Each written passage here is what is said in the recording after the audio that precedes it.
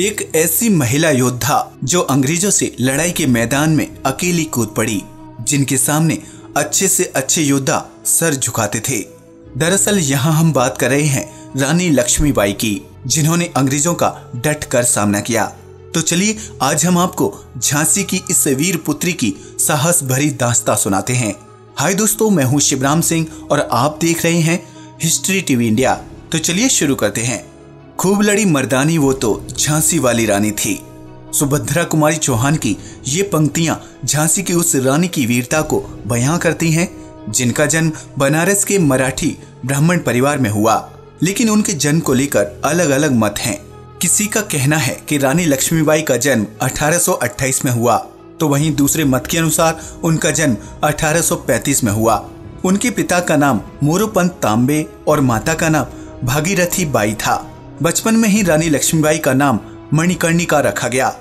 नाम बड़ा था, इसलिए उन्हें प्यार से मनु कहकर बुलाया जाने लगा, जिससे बाद में उन्हें रानी लक्ष्मीबाई के नाम से देश भर में जाना जाने लगा।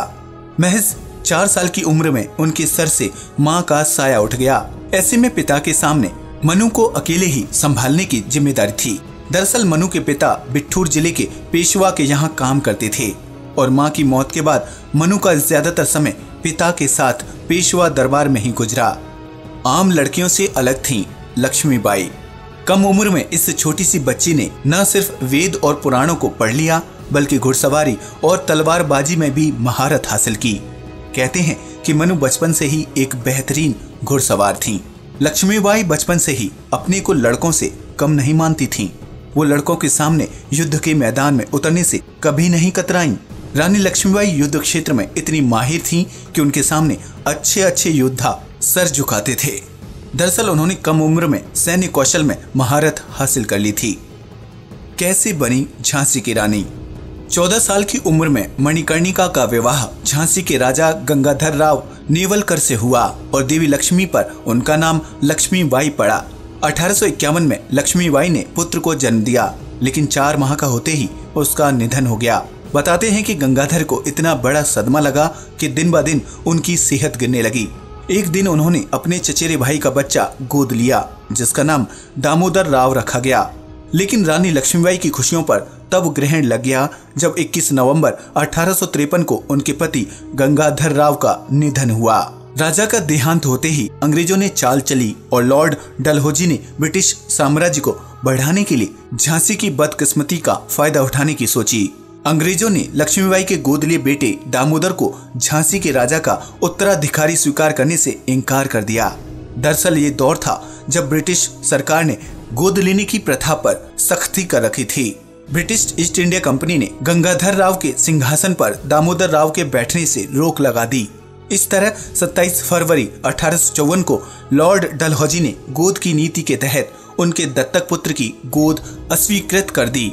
इतना ही नहीं, डलहौजी ने लक्ष्मीबाई को झांसी का किला खाली कर देने का ऐलान कर दिया। सिर्फ एक अंग्रेज ने देखा था रानी लक्ष्मीबाई को। कहते हैं कि अंग्रेजों के खिलाफ लड़ने वाली और जंग के मैदान में ही लड़ते लड़ते जान देने वाली झांसी की रानी लक्ष्मीबाई को बस एक अंग्रेज ने करीब से देखा था। उस अंग्रेज का नाम था जॉन लैंग। जॉन लैंग मूल रूप से ऑस्ट्रेलिया का रहने वाला था और ब्रिटेन में रहकर वहीं की सरकार के खिलाफ कोर्ट में मुकदमे लड़ता था। उसे एक बार झांसी की रानी को करीब से देखने का मौका मिला। रानी की खूबसूरती और उनकी आवाज का जिक्र जॉन ने अपनी किताब वंडरिंग्स इन इंडिया में किया है। दरअसल जॉन लैंग पेशे से वकील था और रानी लक्ष्मीबाई ने लंदन में उसके सामने अपना केस लड़ने का प्रस्ताव रखा। ये अकेला ऐसा अंग्रेज था जो झांसी की रानी से रूबरू मिला था और उसने रानी के व्यक्तित्व के बारे में बिना पूर्वाग्रह के कुछ लिखा। आज तक हम रानी की वीरता की कहानी सुनते हैं, जिनमें वो अपने बेटे को कमर में बांधकर युद्ध के मैदान में उतर गईं। लेकिन जॉन लैंग ने उनकी एक दूसरी तस्वीर दुनिया के सामने पेश की कि वो कैसी दिखती थीं, कैसी बोलती थीं। दिलचस्प बात ये है कि ये कभी भी सामने नहीं आता। अगर उनके गोद लिए बेटे दामोदर ने अचानक रानी और लैंग के बीच का पर्दा ना हटाया होता। ये बात है उस समय की जब 28 अप्रैल 1854 को मेजर एलिस ने रानी को किला छोड़ने का फरमान सुनाया। इसी के चलते रानी लक्ष्मीबाई को 5000 रुपए की पेंशन पर किला छोड़कर रानी महल में रहना पड़ा। आखिर में इस मामले को लंदन की कोर्ट में ले जाने का फैसला किया गया। लेकिन वहाँ केस लड़ने के लिए ऐसे वकील की जरूरत थी जो ब्रिटिश शासकों से सहानुभूति न रखता हो, जो अंग्रेजों के खिलाफ लड़ने की हिम्मत रखता हो। इस मामले में जब लोगों से राय ली गई तो जॉन लैंग का नाम सामने आया। रानी ने उसे झांसी बुलाने के लिए शानदार घोड़ा गाड़ी भेजी। जैसे ही वो महल पहुंचा, उसे लोगों की भारी भीड़ देखने को मिली। झांसी के केस को लेकर चर्चा शुरू हो गई, लेकिन बातचीत के बीच में एक पर्दा था। उसके पीछे रानी लक्ष्मीबाई, बेटा दामोदर राव और सेविकाएं थीं। अचानक से बच्चे दामोदर ने वो पर्दा हटा दिया। रानी हैरान रह गईं। हालांकि कुछ ही समय के बाद पर्दा ठीक किया गया, लेकिन तब तक जॉन लैंग रानी को देख चुका था।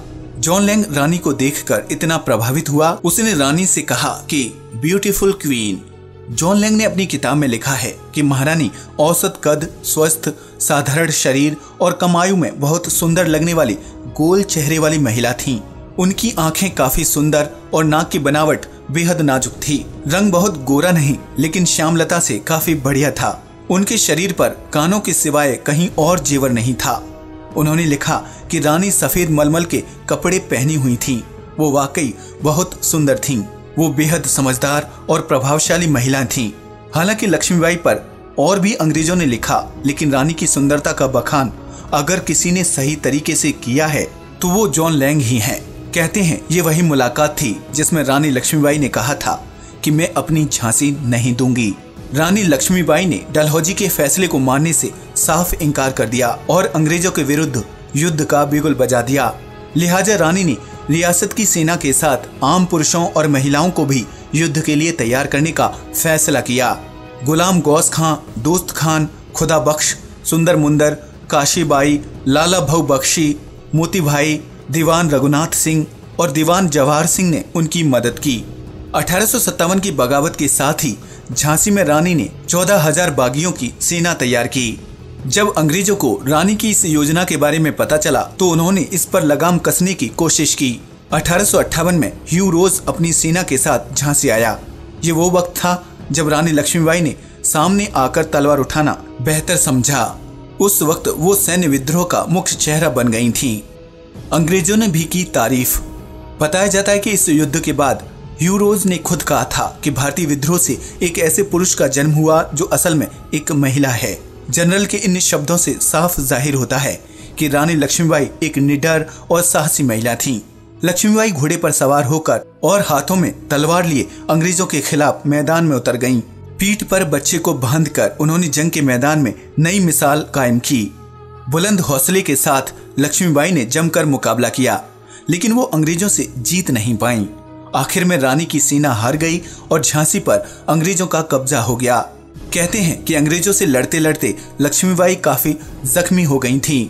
उनकी इच्छा थी कि उनका शव अंग्रेजों के हाथ ना लग पाए, इसलिए उनके कुछ सैनिक लक्ष्मी को एक मंदिर में ले गए, लेकिन रानी की हालत इतनी बिगड़ चुकी थी कि उनका बचना मुश्किल था। 18 जून 1858 को लक्ष्मीबाई ने इस मंदिर की कुटिया में आखिरी सांस ली। तो देखा आपने किस तरह से मणिकर्णिका यानी झांसी की रानी लक्ष्मीबाई ने अपनी बहादुरी का अनोखे अंदाज में परिचय दिया। आज के लिए बस इतना ही। वीडियो अच्छा लगा हो तो प्लीज इसे लाइक और शेयर करें, साथ ही चैनल को सब्सक्राइब भी करें। नमस्कार दोस्तों।